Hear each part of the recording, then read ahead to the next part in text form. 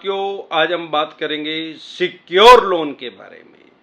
अगर आपका कोई मकान, दुकान, जमीन, जायदाद, फैक्ट्री, कारखाना, स्कूल, कॉलेज, बंगला, कोठी या शोरूम का लोन है, आपने कोई सीसी लिमिट बनवाई है, लैप है, लोन अगेंस्ट प्रॉपर्टी है, होम लोन लिया है या प्रॉपर्टी मॉर्गेज करके किसी भी तरह का लोन आपने लिया है, तो क्या क्या प्रोसेस है, किस तरीके से अगर आपकी भगवान ना करे ईएमआई डिफ़ॉल्ट होगी तो कोई भी बैंक या एनबीएफसी कंपनी उसकी किस तरह से एक्शन कर सकता है और आपके पास क्या बचाव का क्या तरीका है। सबसे पहले तो एक बात समझें, हमारे देश में या सारी दुनिया के किसी भी कोने में दो तरह के सिर्फ लोन होते हैं, unsecure loan, secure loan. Unsecure loan मतलब जिसमें हमने कोई सिक्योरिटी नहीं रखी, सिक्योर लोन जिसमें हमने कोई एसेट, कोई सिक्योरिटी, कोई प्रॉपर्टी, कोई गोल्ड या कोई भी ऐसा कीमती सामान जो बैंक या एनबीएफसी कंपनी के पास रख के हमने पैसा लिया और उनको ये पावर दी है, उनको ये राइट्स दिए हैं कि अगर हम उनके पैसे ना दें तो उसकी एक्शन करके, बोली करके उसको अपने पैसे पूरे कर लें, जिसका बहुत से बैंक एनबीएफसी कंपनी बहुत ज़्यादा फायदा उठा रहे हैं क्योंकि लोगों में अवेयरनेस नहीं है, जागरूकता नहीं है। साथियों, अगर आप मुझे फेसबुक पे देख रहे हैं तो हमारा एक चैनल है यूट्यूब पे, डिसेंट एडवाइस के नाम से, जिस पे मैं लोन से रिलेटेड लगभग 2000 से भी ज़्यादा वीडियो डाल चुका हूँ। आपको या आपके किसी भी यार प्यारे रिश्तेदार को लोन से रिलेटेड कोई भी दिक्कत, परेशानी, समस्या अगर आ रही है तो YouTube के सर्च के ऑप्शन में जाके वो प्रॉब्लम लिखें, आगे जैसे ही डिसेंट एडवाइस लिखेंगे तुरंत प्रभाव से आपकी समस्या का समाधान हो जाएगा। अब लोग कहते हैं कि सर लोन तो कई तरह के होते हैं, education loan, business loan, personal loan, गाड़ी का लोन, मकान का, दुकान का, फैक्ट्री, कारखाने का। भाई बेसिक प्रिंसिपल है जो वो कभी नहीं बदलता। अगर आपकी ईएमआई सिक्योर लोन में डिफॉल्ट हो जाती है तो बैंक या एनबीएफसी कंपनी क्या कर सकता है और क्या करता है। सबसे पहले जैसे ही आपकी एक दो ईएमआई डिफॉल्ट होती हैं तो चवन्नी छाप कुत्तों को पीछे छोड़ दिया जाता है, जो ये जीबी रोड के दल्ले हैं, ये लोगों को डराते और धमकाते हैं। आपके पास एक रिकॉल नोटिस इशू करता है बैंक या एनबीएफसी कंपनी। रिकॉल नोटिस का मतलब क्या है कि वो बैंक एनबीएफसी कंपनी आपको कानूनी रूप से धमकी दे रहा है। आपका 20 साल का लोन है, फॉर एग्जांपल आपने दिया 1 साल है, 19 साल अभी बचे हुए हैं, वो ये कह रहा है कि 19 साल के सारे पैसे हमें वापसी दो और जो आज तक का ब्याज है और जो भी हमने प्लंटी लगाई है वो दे दो। अरे उसको ही पता है यार, जो 19 साल के पैसे इसके पास होते तो ये लोन ही क्यों लेंदा, तो 1 साल के भी अपनी दे देंदा, तो फिर ब्याज क्यों भरता। ये आपको साइकोलॉजिकल प्रेशर में लेने के लिए नोटिस भेजते हैं। अब आपने पैसे नहीं है, नहीं दिए, अरे एक 2 ईएमआई तो दी नहीं जा रही यार, 19 साल की कहां से देवेंगे यार, कॉमन सेंस की बात है, वो फुद्दू बनाने का ठेका ले रखा लोगों का। ठीक है, इनके पास राइट्स हैं, भेज सकते हैं भाई। उसके बाद जैसे ही आपकी 3 ईएमआई डिफॉल्ट होगी, सबसे पहले पहली ईएमआई डिफॉल्ट होगी, आपके लोन को डाल देंगे एसएमए, स्पेशल मेंशन अकाउंट, आपकी ज्यादा निगरानी की जाएगी। 2 ईएमआई डिफॉल्ट होएंगी तो SMA2, स्पेशल मेंशन अकाउंट 2। ये टेक्निकल लैंग्वेज है, बैंकिंग की भाषा है जिसको आम आदमी समझ नहीं पा रहा है। अगर 3 ईएमआई डिफॉल्ट होगी तो आपका डाल देंगे एनपीए में, नॉन परफॉर्मिंग एसेट, ऐसा पैसा जो बैंक या एनबीएफसी कंपनी की नजरों में अब उसको फायदा नहीं दे रहा। उसके बाद अगर आपका कोई सिक्योर लोन है, मकान, दुकान, जमीन, जायदाद, फैक्ट्री, कारखाना, स्कूल, कॉलेज, बंगला, कोठी का, तो आपके ऊपर सरफेसी एक्ट इंप्लीमेंट कर देंगे, लागू कर देंगे।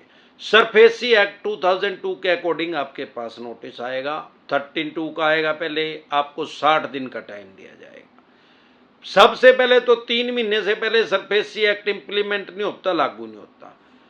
अब ये सवाल ही है कि सरफेसी एक्ट 2002, जैसे कि नाम से ही पता लग रहा है कि 2002 में इसका जन्म हुआ।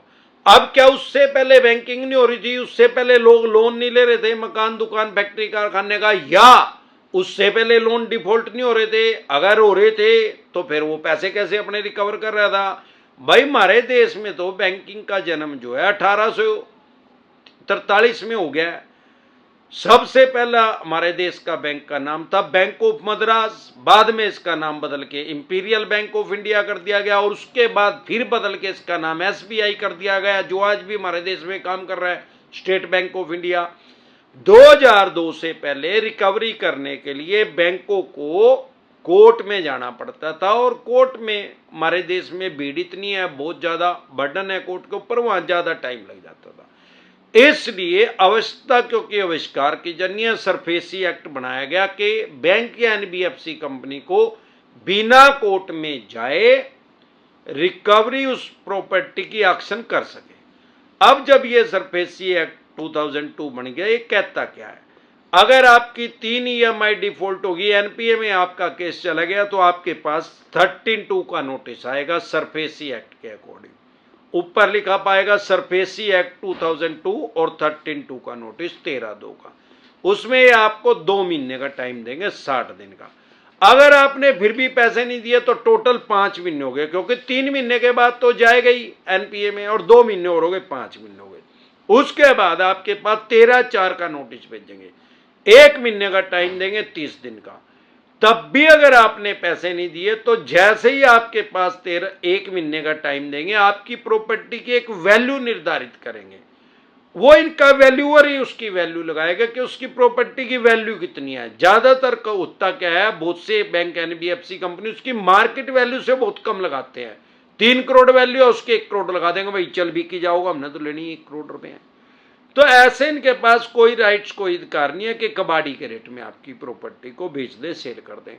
ये क्या करेंगे, जब लास्ट का नोटिस आपके पास ये भेजेंगे 13/4 का, जिसको बोलते हैं 1 महीने का टाइम, टोटल 6 महीने, तब ये उसको जो आपका लोकल न्यूज़पेपर है उसके अंदर एक ऐड निकलवा देंगे, इश्तिहार निकलवा देंगे और एक तारीख निर्धारित कर देंगे, डेट फिक्स कर देंगे। इस तारीख को इस मकान, दुकान, फैक्ट्री, कारखाना जो भी आपने मॉर्गेज किया कि इसकी बोली होगी, एक्शन होगी, इसको सेल करेंगे वो बैंक या एनबीएफसी कंपनी। अब वो उसको ऑनलाइन करेंगे या ऑफलाइन करेंगे, उनके राइट्स हैं, उनके अधिकार हैं, आप उसको चैलेंज नहीं कर सकते। अगर फिर भी आपने नहीं दिया तो सिंबॉलिक पोजीशन ले लेंगे आपके मकान, दुकान, फैक्ट्री, कारखाने में, प्रतीकात्मक कब्जा, मतलब कागजों में कब्जा ले लेंगे, लेकिन फिजिकली कब्जा डायरेक्ट बैंक एनबीएफसी कंपनी ले सकता। उनके डीएम साहब के पास जाना पड़ेगा। हरियाणा, पंजाब में डीसी बोलते हैं, यूपी में, दिल्ली में डीएम बोलते हैं, बहुत सी जगह कलेक्टर बोलते हैं। अलग अलग स्टेट में इन ऑफिसर का नाम अलग अलग है, लेकिन उनके पास जाएंगे और वहां से आपको, वहां से भी एक नोटिस मिलेगा, 15 दिन का आपको टाइम दिया जाएगा। अगर कोई जेन्युइन प्रॉब्लम है तो डीएम साहब देखेंगे कि करना क्या उसमें। लेकिन अगर 15 दिन तक भी आपने पैसा निकाल नहीं दिया तो वहां से फिजिकल पोजीशन के ऑर्डर आ जाएंगे, भाई मौके पे कब्जा इनको दिया जाए, मतलब उसके मकान, दुकान, फैक्ट्री, कारखाने के डोबरे बर्तन जो है सड़क पे रख दिए जाए और उसको खाली करवा लिया जाए। फिर पुलिस प्रोटेक्शन दी जाएगी बैंक एनबीएफसी कंपनी को, जो आप भी आपके पास नियर बाय थाना है वहां से पुलिस आएगी। अगर कोई भी उसमें कोई बाधा पहुंचाएगा तो उसके खिलाफ एफआईआर लॉन्च कर दी जाएगी, उसका पर्चा दर्ज कर दिया जाएगा।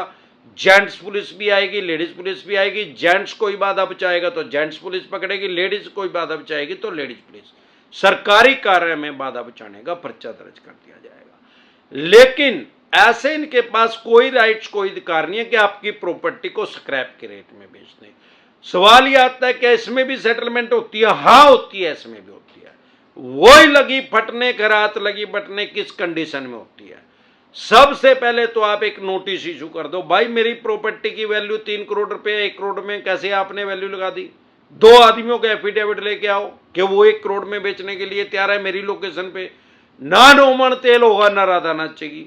उसके अलावा अगर किसी कारण से प्रॉपर्टी का पहले ही कोई डिस्प्यूट है, किसी भाइयों में है या और किसी वट एवर, और वो कोर्ट में मैटर चला हुआ है और 2-3 साल लग गए हैं, तो इनके पास इतना टाइम नहीं है, तो आपसे सेटलमेंट करेंगे। या आपने वो पहले ही लीज पे दे रखी है, पहले ही किराए पे दे रखी है और वो लीज एग्रीमेंट 10 साल का बना हुआ है, तो 10 साल तक तो उसकी एक्शन हो ही नहीं सकती। तो इस कंडीशन में भी, और भी कुछ ऐसी कंडीशन है, कानूनी रूप से आप अपनी प्रॉपर्टी का बचाव कर सकते हैं। आप अगर 50% से ज्यादा पैसे जा चुके हैं तो डीआरटी में भी इनके खिलाफ जा सकते हैं, वहां से भी स्टे लेके आ सकते हैं, ये भी कोर्ट का नाम है। तो डरे घबराए नहीं, सिर्फ अपने राइट्स और अधिकार जान लें।